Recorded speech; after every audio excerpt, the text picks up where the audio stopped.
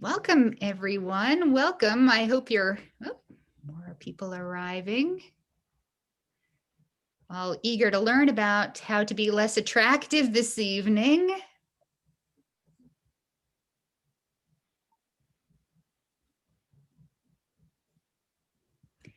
And it's 7:02, so I think we will get started formally and continue to allow people to enter as they will.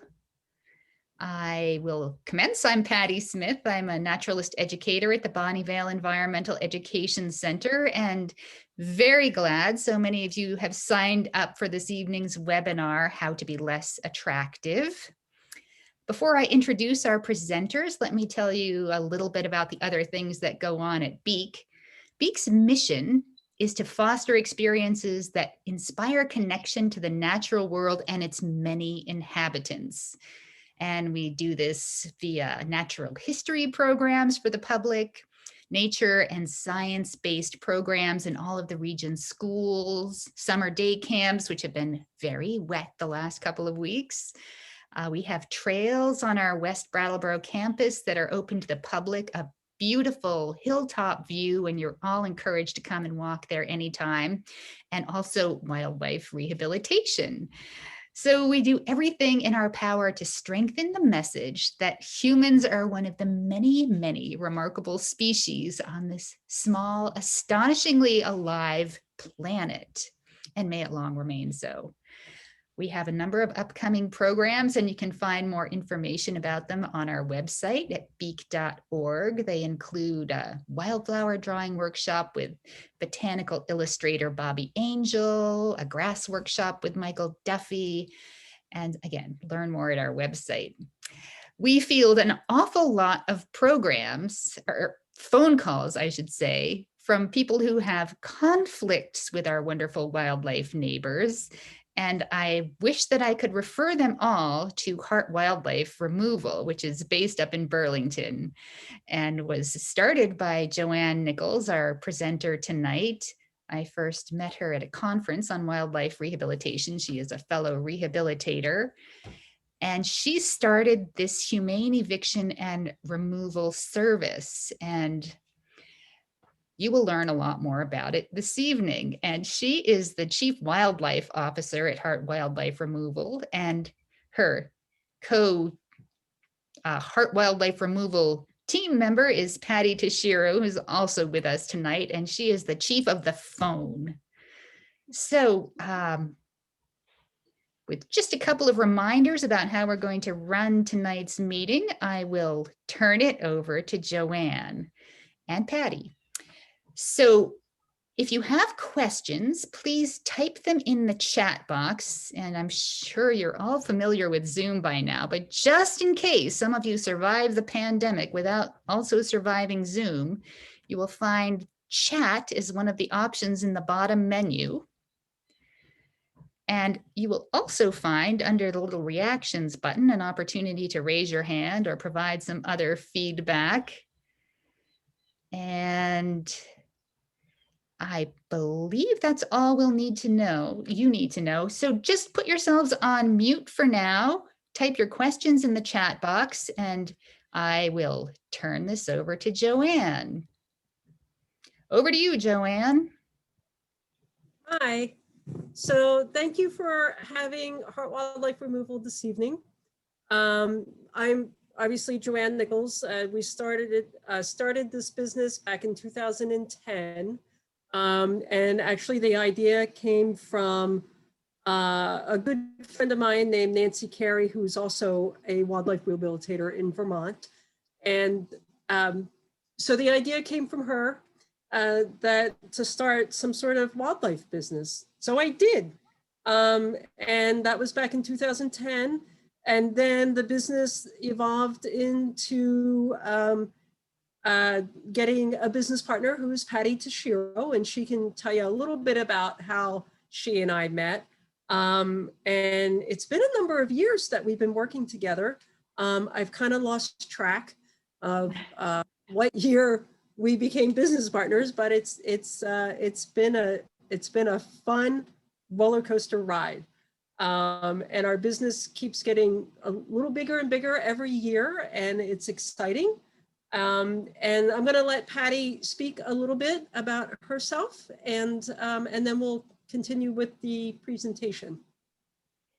Yes, nice to meet you all. I met Joanne totally by accident. It was animals that brought us together. I'm afraid a little baby skunk died in my backyard, and the Burlington Police Department picked it up and it tested positive for rabies.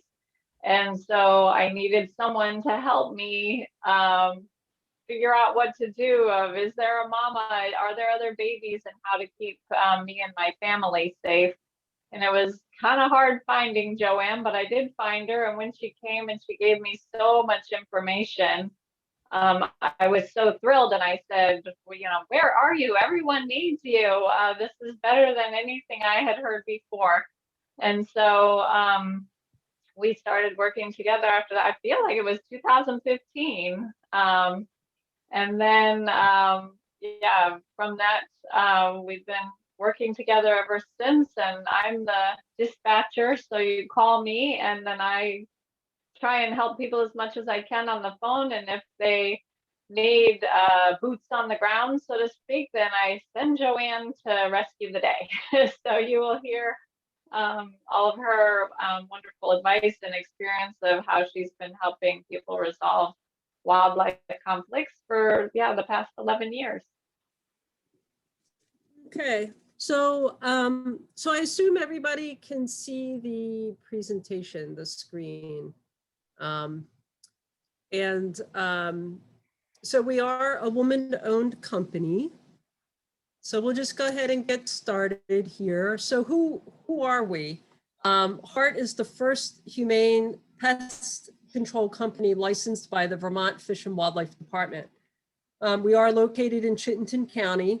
We do get calls from all over the state, but our availability is mostly in Chittenden County. Sometimes we can get to the counties that surround us, but we hope to someday maybe expand into other counties.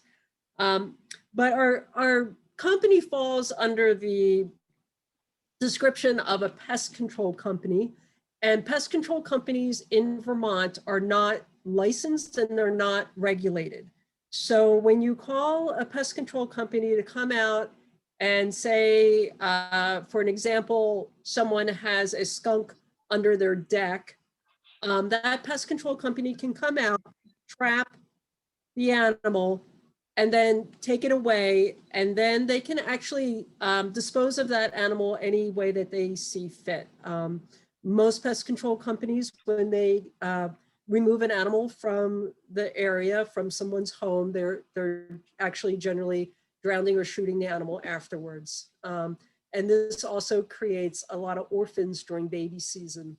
So Heart Wildlife is the first company in Vermont to actually get a license through the Fish and Wildlife Department to practice humane methods.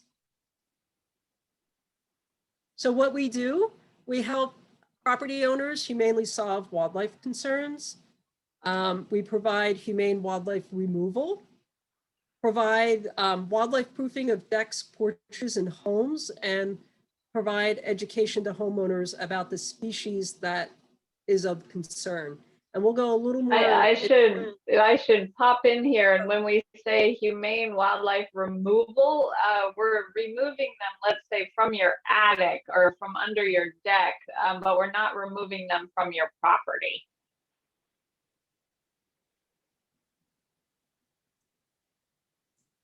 So what we don't do is we do not trap and kill animals who are considered a pest. We don't always assume that the animal that the homeowner is seeing is the same animal or species who is creating the damage. And we also don't relocate animals. So we're not taking them off and relocating them somewhere else. So an example of when somebody sees an animal, and the reason why we never assume that it's that animal or the species is because a very easy example is somebody calls and says they have a snake problem because there's a snake in their basement. So the problem actually isn't the snake. The real issue is the mice coming into the structure. Mice are going to create the damage to get into a structure, whether it's chewing through some foam siding or through some sort of crevices in the foundation. And the snake is actually not creating the damage. They're just following the scent of the rodent into the structure. So that's just a really easy, simple example of why we never assume that it's the animal that people are seeing may not always be the animal that's creating the problem. So the vacuum effect. So this is a reason why we do not trap and relocate or trap and destroy animals, is because of the vacuum effect. Whenever an animal, let's say there's a raccoon in your attic space, and this is a mom raccoon with a litter of 4 kits. So we're going to get them out, going to get mom out, we're going to get the kits out, but we're not relocating them, because if you do that, it creates a vacuum effect. And what that means is anytime an animal is removed out of its niche, out of its territory, it opens up that area for another animal of the same species to move in. I've even seen this in feral cat populations. So it happens with wildlife and feral cats. Probably happens with us too. We move out of one house and gosh, what happens? Somebody else moves in, right? The house gets sold, somebody else moves in. It's the vacuum effect.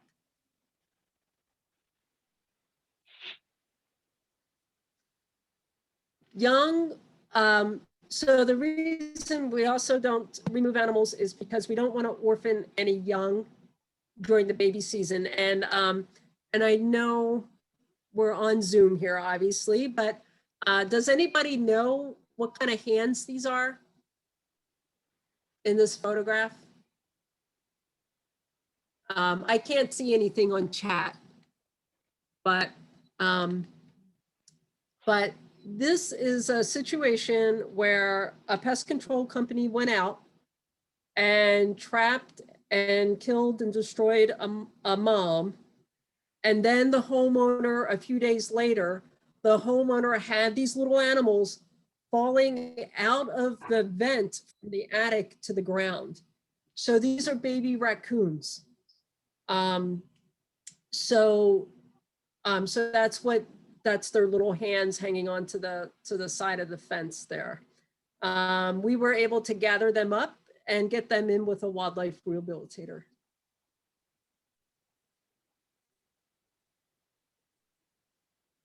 Oh, hang on.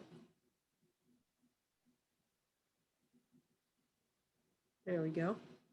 So working with wildlife rehabilitators, this is a facility up in Chittenden County, someone who specializes with raccoons.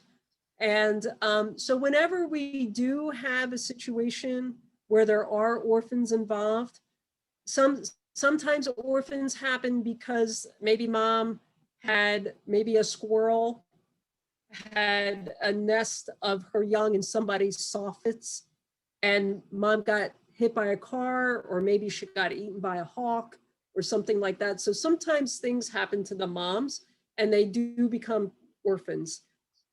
So in those situations, we are collecting up those young and working with the Vermont licensed wildlife rehabilitators around the state. And if you do not know how to get a hold of a wildlife rehabilitator, the easiest way I find to tell people how to get there is by going on the Vermont Fish and Wildlife website and looking on their website under wildlife, under orphaned wildlife, and you will find a whole list of wildlife rehabilitators there. And the important thing when you look at that list is that you look at the column that says species. Lots of times people, the list is very confusing. Lots of times people will call the closest wildlife rehabilitator to them, to where they found the animal. And sometimes that is not the person who can help you. You have to call the person who works with the species you found.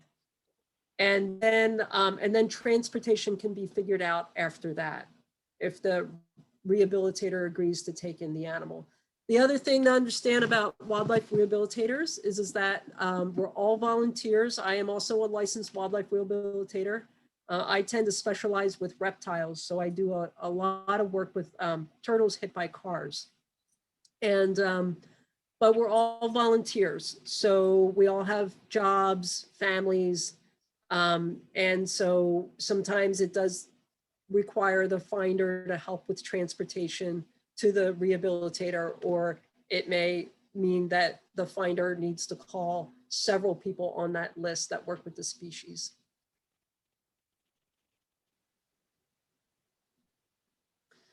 So this is an example of a job that we did.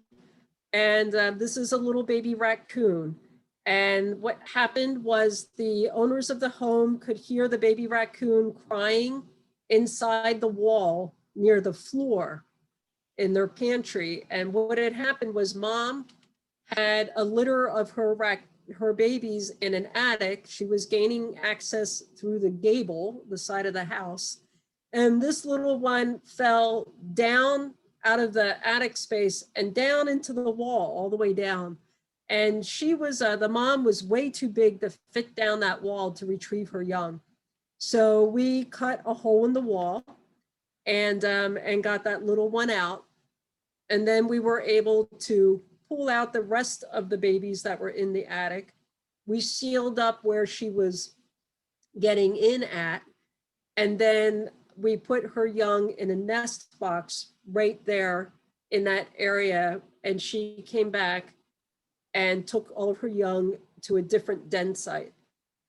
For mother raccoons, it's really easy to do this because they will generally have, the mother raccoons will generally have up to 20 den sites in a territory.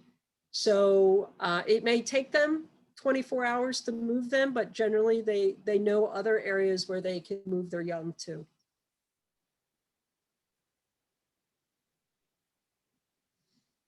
And this bird, this pigeon, became stuck in a wall after some exterior repairs on the house were done.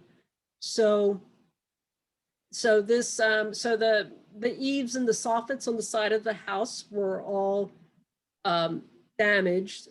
The contractors went out. They thought they had gotten all the birds out, and they sealed it all up, fixed all the repairs, and then the tenant could hear a bird in the wall that was missed getting out. So again, what we did was we, from the inside of the building, the wall area, we drilled a hole in the wall through the sheetrock.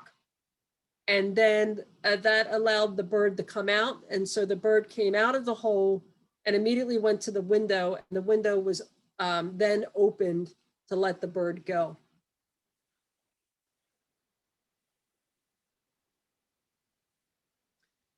So wildlife proofing. So some things to remember. Wait a minute, I'm going to go back to this wildlife proofing slide for a second. Okay. So some things to remember about wildlife is to not touch them. Especially orphans, when they're young, they're really, really cute and you just want to pick them up and squeeze them, but that's not the best idea. If you do need to touch wildlife, always make sure that you have long sleeves on and you're using a pair of gloves along with a towel. But it's very, very important to not touch wildlife, especially when it comes to what's called the rabies vector species. And that's skunks, fox, raccoons. Oh my gosh. Raccoons, skunks, bats, And there's one more in there. It used to be groundhogs, but then Used to they kind of, Yeah, right. Now they're not. So, so with the rabies vector species, the skunks, the fox, the raccoons, and the bats, an exposure to rabies is considered a bite, a lick, or a scratch. So if someone was to even be scratched by a raccoon, that could be considered an exposure to rabies. And so that's why it's important to protect yourself and to also protect the animal.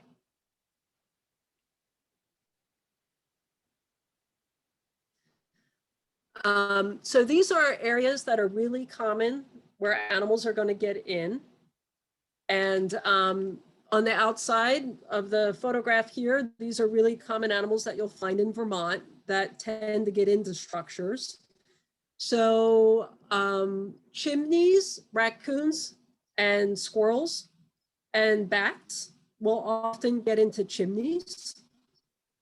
The roof vents, sometimes you'll find a squirrel in there. The ridge vents, sometimes raccoons will open up and rip open a ridge vent if it's in need of repair. Fireplaces are really common. The downspouts are highways for raccoons. Raccoons will go straight up a downspout, a rain spout, to get access to ceilings or get access to rooftops and to gables. Under decks, you're going to find skunks and woodchucks, and sometimes the opossums. Window wells skunks tend to get stuck in those. Skunks cannot see very well. And so sometimes what happens is they're tootling along, and they end up in a window well. Clean out areas for where the chimneys are, at the bottom of the house. If those are not secured, animals will find their way into there. Cat doors. Cat doors are really common particularly I hear a lot about raccoons finding the cat doors. And once a raccoon finds a food source like a cat door, and they know they can go in and get food, they'll just keep going. So sometimes it just means that the cat door has to be closed for a week or so. Bathroom vents and dryer vents, those areas are occupied by birds, and generally our experience is it's generally starlings, and starlings will come back year after year and use that same vent, and they'll just keep bringing back new nesting material, so they actually will clog up a vent area. So bathroom vents, dryer vents are really important to make sure that those are secure as well.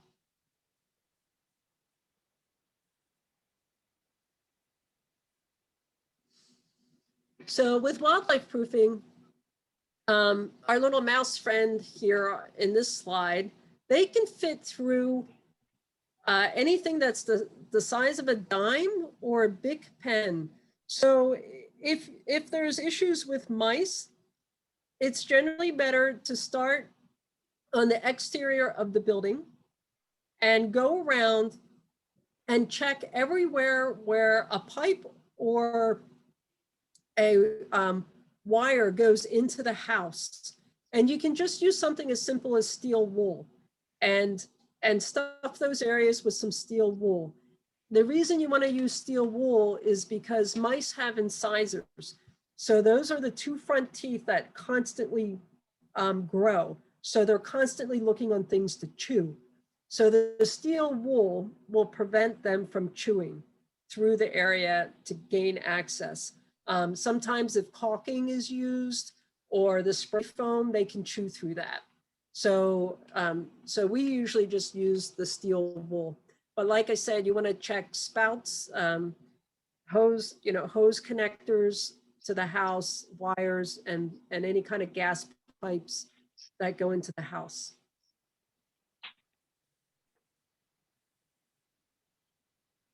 And then you also want to check, when you're dealing with mice, you also want to check the interior of the home as well. So lots of times where any plumbing comes up from the basement or runs from one room to the other, there is usually, they drill a hole through the sheetrock or through the wall, and the hole is generally bigger than the pipe or the wire that's going through. So that creates a gap around that. And mice will use wires and pipes as highways throughout a house or throughout a structure. So again, you want to just take your steel wool and fill all that in. And so you want to check around in laundry areas, in the dishwasher area, and any underneath any pipes or any sinks.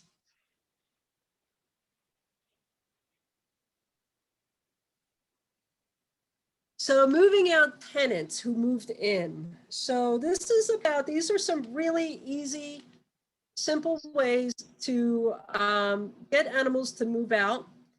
And you can use a talk radio. So let's, an example. I talked to a woman today who said that she had raccoons in her garage. And she put on some floodlights and she put on a talk radio station. And she did that. But what had happened in her situation, which is generally not what happens, the animals actually retreated farther back into the garage instead of leaving. So she had an unusual situation, but they did move, but they moved the wrong direction. So, but then the animals actually, the family did move out. They did move out after they moved further in, they did go out. But that's the idea. Animals are always looking for dark, quiet places to den. So it's disrupting the darkness and the quietness of that area that can help get them to move out on their own. And then just cleaning up areas, making sure garbage cans are secure, making sure recycle bins are secure. Lots of times, I know at least in Burlington, a lot of people put their recycle out the night before. So that attracts a lot of wildlife to the area.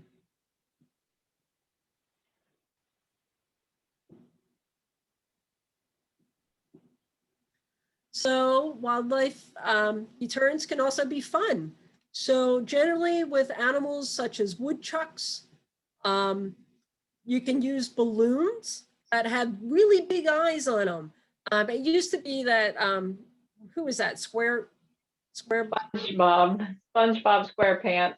Oh yeah, SpongeBob used to be a balloon to use, except I think he's not so popular anymore. So I've been find the one with the minions.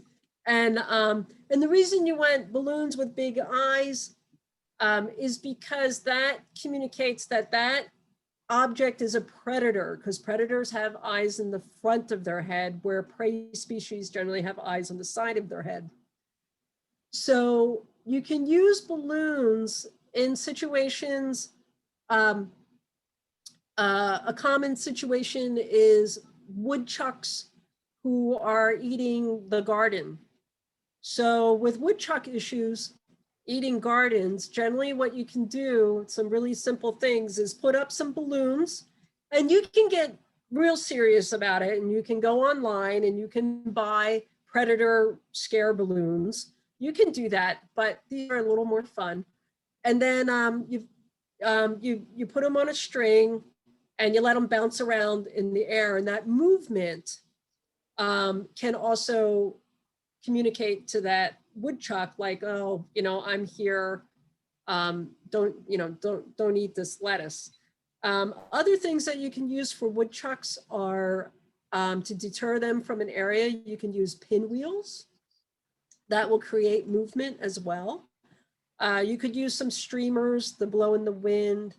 And another way that to protect a garden area from a woodchuck is you can install chicken wire around that area, but you want to install it so that it's floppy, so that if the animal goes to climb up the chicken wire, it kind of like bends and folds down onto them.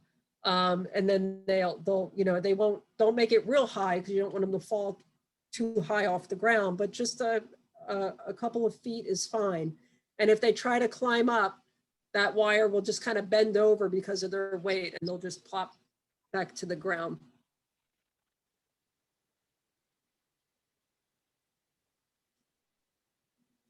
So wildlife proofing decks and porches.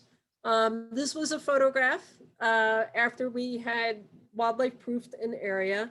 So this is also a service that we provide. People who have issues with skunks under decks or squirrels under decks or opossums will come out and we'll install the hardwire mesh to the bottom of the structure, run it down to the ground, and then away from the structure in an L shape, about 10 to 12 inches away from that structure. And then that will prevent animals, that gives a permanent solution to the issue that's going on. When we do wildlife proofing, we also install what's called a one-way door, which allows an animal to get out from under the deck, but not back in. And we only do these wildlife proofing jobs after baby season. So we're either doing them in the beginning of the season real early, or generally we're doing them starting late July and into August, September. But we always wait until after baby season is done because we don't want to orphan any animals under the porch or deck. So this is an example of what the wildlife proofing would look like. And the reason you run it away from the structure in an L shape is so that the burrowing species, such as the skunks, when they burrow down, when they start digging down, they'll hit that wire mesh running away from the structure to prevent them from getting under.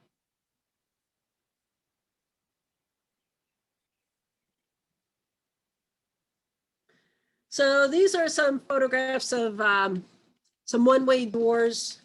We also work with wildlife cameras. So we're often documenting what's going on at the job when, you know, when we're not there.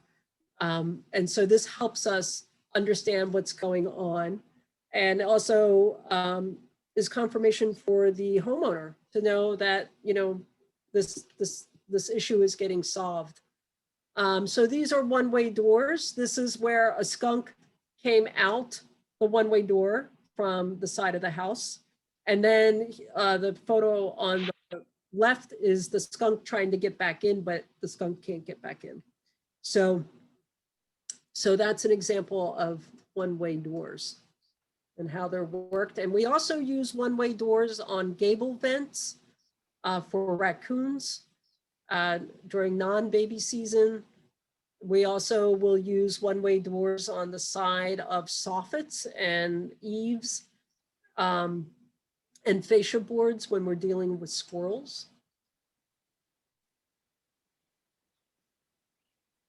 So chimney caps and securing gable vents. So the photo on the left with the raccoon hanging out of the gable vent. This is really actually kind of common. It was very common this year when we had a lot of raccoon calls this year. And if you look at the photo on the left with the raccoon, you can also see all the smudge marks, all those brown marks on the side of the house there. And that's all oil from the animal, from them going in and out. So if you're ever suspicious, if there's an animal coming and going from an area, that's something you can look for. Bats will leave them, raccoons will leave them, squirrels will leave them, all kinds of animals will leave this indicator in the area of where they're coming and going. And then this is just an uncapped chimney. There were some, I believe, squirrels living down that chimney. So we were able to get them out, but the homeowner needed to get that capped. So it's always important to check chimneys. Now this is a video. I'm going to see if it will play. So I will see if I can get this to work.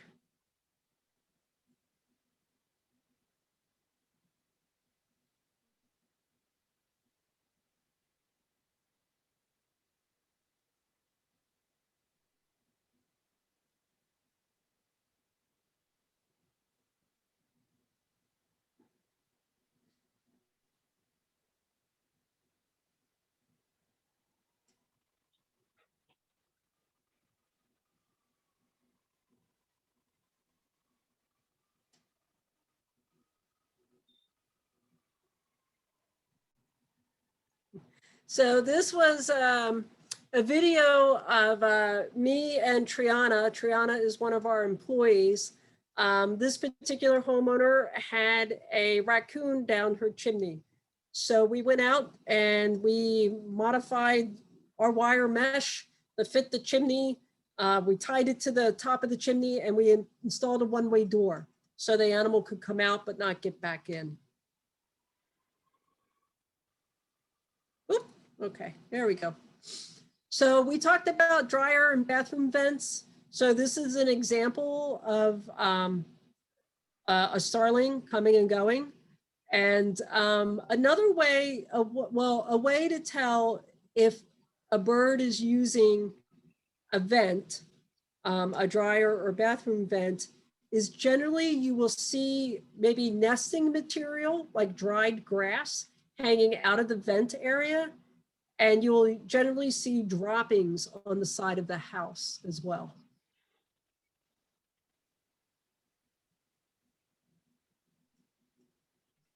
This was a job that we did where this particular bird, I think those are robin eggs, had built her nest right on top of somebody's garage door where they take their car in and out of all the time.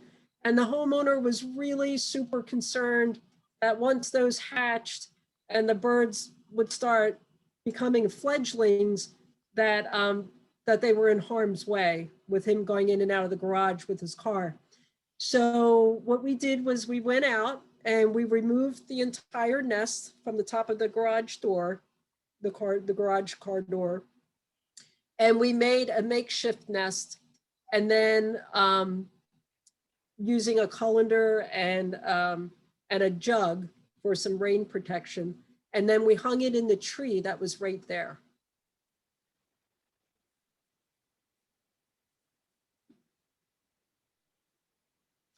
Securing screens and vents and gables and windows is really important. The photo on the left is the pink insulation, like the rolled pink insulation that you would normally have in an attic area. Animals will chew all that up and make a big nest out of those in attics. So generally this happens to be a red squirrels in this particular attic. And this is what the red squirrels, this is the damage they did in this attic. So the photo on the left is of, you'll see a hole in the center, towards the bottom. That's where the animal made the nest in the insulation after they very carefully ripped it all up and put it in a big pile. And then the photos on the right are the screens that they chewed through the gable area, the gable vent areas to get into the attic. So it's always really important to make sure that these areas are secured. This is the photograph on the left of the Soffits and Fascia boards. That is a job we did many years ago where the wood got rotted and got a little soft. And so the squirrels took advantage of that. So anywhere where you're going to have soft wood along your house, animals are going to take advantage of that, especially squirrels, and they're going to chew the holes, make them bigger, and they're going to set up a home in there. So this is where the squirrel had set up a nest. And so what we did was we got the squirrels out, but what we did do was the tree that was right next to the house, we set up a shelter for the squirrels. So we set up a squirrel box with the owner's permission in the tree right next door, so that particular squirrel had a place to go. And we will also do this if there's squirrel babies that we can get to in a soffit area. If we can reach them and pull them out, we will set up the box nearby on a fence or a post or a tree somewhere and put the babies in there for the squirrel mom to come back and retrieve them.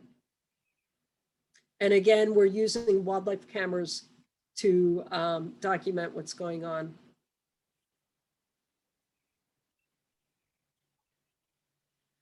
Skunks and window wells. So we talked a little bit about this earlier. Since they can't see very well, they end up in these things. They end up in these window wells.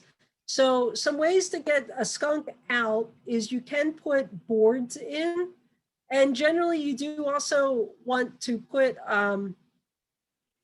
something on the boards to allow the animal to grip onto. Skunks are not really good climbers, so they need some help climbing out. So you could use yoga mats or, wrap a towel around it, whatever you might have on hand. You could use screen if you have some screen around, something where they can grip onto. Or you could use a bucket. You can take the bucket and Patty, do you want to talk about the bucket? I know you do that. Yes, well, this is one where you kind of put the bait at the bottom of the bucket. So a little peanut butter or maybe some yogurt or tuna, something down there that smells good. Drop it down into the window well with a rope or a string or a leash onto the handle. And then once they've moved in there, then you just slowly lift it out. We had one of these this past weekend where I had tried doing this, and the owners said, yeah, they could not, it's kind of like a carnival game of getting it up and out. So Joanne needed to come out and set a special trap for a burrowing species because that window well had really deep amount of like dirt and sand in it. But usually I've done other ones in the past where the bucket works just fine and can get them out. And then you do want to get a cover for your window well so it doesn't happen again. Right. So animals in dumpsters, lots of times raccoons get stuck in dumpsters all the time. And generally we're not seeing them, and it's not a problem when the trash is like halfway full or filled the dumpster or all the way full, because the raccoons are used to coming and going in and out of dumpsters all the time. And but it's when the dumpster had recently, usually when dumpsters are recently emptied and the raccoon may go in, or the whole family, we've had situations where whole families go in, and then they get stuck in there because the trash had just recently gotten emptied and they don't have any trash bags to climb back out on. So you can do the same thing with a board or a branch, and just putting it in the dumpster and opening up the top of the dumpster for them to be able to get out. And here's another video about raccoons in dumpsters.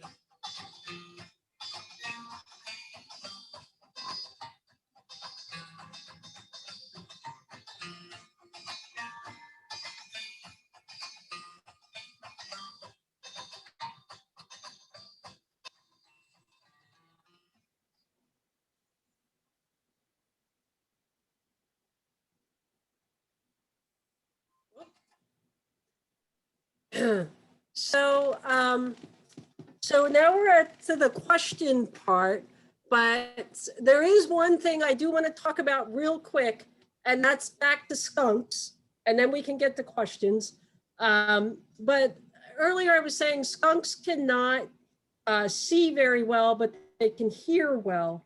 So when you see a skunk out and about, they generally want to be left alone. They just want to waddle and go their own way. But people get startled when they see skunks sometimes. And so the recommendation is to sing happy birthday to yourself out loud softly. That's what I teach people to do. So you would just sing happy birthday to yourself.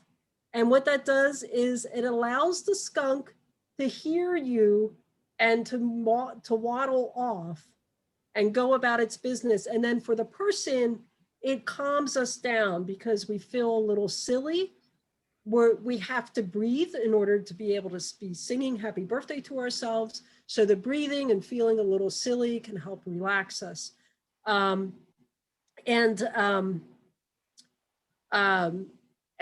generally the skunk will just waddle off on their own. A lot of people have concerns about dogs and skunks. If you live in an area that does have skunks, or you live on a big piece of property and there's skunk families, you can try putting a bell on your dog so that the skunk can hear the bell ringing. You could try something like that. So, but that's all I had about skunks. And so are there any questions? I noticed there was one question speaking on the skunks line of what to do with them when they're going after grubs in your yard.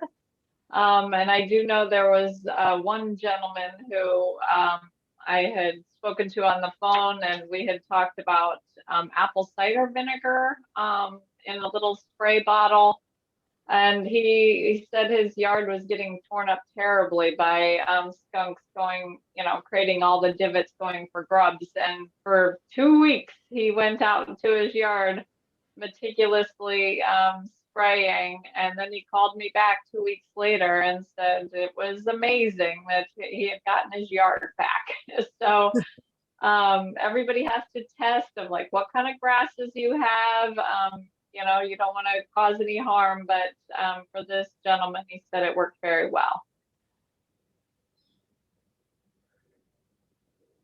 I think there was also a question about groundhogs, and I think Joanne had recommended maybe that chicken wire fence around gardens, and that is kind of a temporary measure to keep them away from there, as we had talked about with wildlife proofing. If you are going to do some serious gardening and you want to keep wildlife out, you will want to kind of frame it out and do wildlife proofing coming out in that 6-inch L around, and all the way around with that hardwire mesh. But there are times where you can just temporarily deter them away as you're doing that eviction, say from under a shed or a deck, and encourage them to move on. I see a question here about mice in cars. So I've heard that some people have good success with dryer sheets and putting them in the cars under the hood. And I've heard that there's been success that way. We have lent people live traps. Those they're kind of boxes for catching mice, and a live trap in people's trunks or where they're seeing the damage. So some people will live trap them out of that, and take them out of their cars that way. Cars are definitely a challenge. I see, Patty, are you looking at the questions in the chat? Yeah, I saw one was about how far to put the L for the groundhogs. Mm-hmm. And And that one, you can dig it down deeper underground, but even if it is flush with the ground, as long as it comes out at least a good 6 inches, to 8 to 12, and then you staple it down, that can be effective as well. There's a question about porcupines and dogs. And yeah, dogs don't understand skunks and porcupines. They just really don't. And so sometimes it's a matter of just keeping our dogs leashed to be able to keep them safe. And we occasionally get calls about porcupines that are chewing on someone's home, but when it comes to dogs, it basically comes down to us keeping our dogs safe, because the wildlife around us are always going to be there. And the other is, I don't know what kind of situation is going on with the rats, but they are, rats are, they're one of the more difficult ones to deal with. And it's a matter of really keeping things clean and not attracting, like not having compost bins around, making sure that porches are kept clean, around the house is kept clean, making sure that there's nowhere for the rats to run, like making sure like there's not items that are stacked up against the house, like even if it's firewood, something like that. Because all those will create crevices and areas for them to run around and hide in. In terms of mice, aside from all of the suggestions Joanne had given earlier, if you do have a real problem with mice, and this is another way that Joanne and I got to know each other. I had mice in my house when I purchased it. And then I did a weatherizing upgrade, because weatherizing a house just for the winter in Vermont, that blocks up all of the holes and entry points for air to go through to keep the hot air in. It also blocks a lot of holes that mice are coming in. And so after I did that weatherizing, Joanne and I live trapped the mice that have been trapped on the inside after that weatherizing upgrade. And then we, just took them outside and touch wood. I don't know, 8 or 9 years. I haven't seen mice in the house again since. We did not have a huge infestation, but it can dramatically, reduce the numbers of mice in a house. I see that somebody wrote in that dryer sheets are toxic to people. So that's really good to know. And that was a study done by the University of Washington. So it says here, Suzanne wrote that there's a place in Keene that mouse proofs their cars and that it works. So if everybody can see that chat, Suzanne wrote in there about the place that mouse proofs. So that's really good information. I'm gonna have to look that up, how places mouse proof cars. Yeah, $80 does not sound like much, because they can cost quite a bit of damage. That sounds like quite a bargain. We may need to keep that in mind and send people down there. That'd be a good day trip.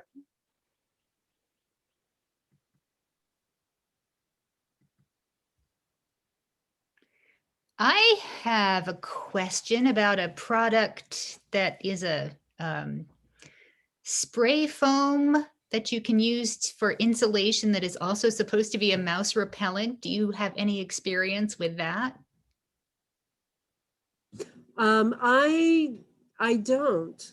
I know a few years back, they used to sell a spray foam that was supposedly not chewable to mice. but then I saw it, I couldn't find it on the market anymore, at Hmm. least not at the stores up here. So I'm not sure what happened to that, but I don't know about, I'm not experienced with the product you're talking about as a repellent. I think it was that same one, spray foam that they weren't supposed to be able to chew. So maybe people Oh, okay, work and right. It is also an old kind of tale that we still regularly hear about people putting mothballs under, their decks to deal with wildlife, and we do not, recommend that because it is a carcinogen, not healthy for people, for animals, or the lake. So we will generally recommend apple cider vinegar, or other natural products that don't, cause harm, but can still be helpful in deterring the animal.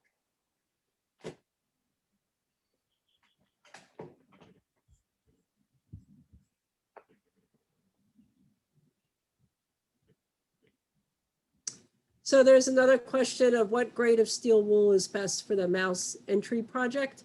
I've used the different grades, honestly. Sometimes I use 2 grades together, like if there's a big gap, I might use the kind of coarser, bigger stuff, and then I'll stuff it with the smaller, fine stuff as well. We do, Heart Wildlife does have a mouse handout. I think I'm realizing that I don't know if I have our email up here. But our email, Patty, you'll have to help me with that. Sure, if anybody wants to pop us an email, it's info, INFO, at heart, HEART, wildliferemoval.com. If you just pop us an email and say, send us the mouse information sheet, we're happy to do that, or we can send it to Patty Smith and she can distribute it to you. It's just kind of a first step of kind of how to look around your home, and it has some health and safety things in there. But yeah, it's kind of to just start, get you on the, first step of education on how to, deal with mice. There's another question, does apple cider vinegar work to keep squirrels away? I've used it on jobs, and sometimes what I've done was take a small container, like a small yogurt container, fill it up with the apple cider vinegar, and take a rag and put a rag in it, and drape the rag over the container so it kind of wicks it up. I've done that. I've used it in a spray bottle as well. Yeah.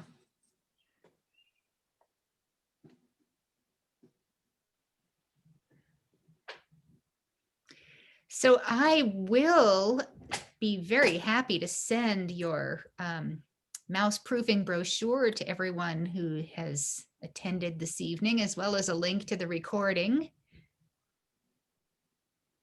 Do we have any last questions?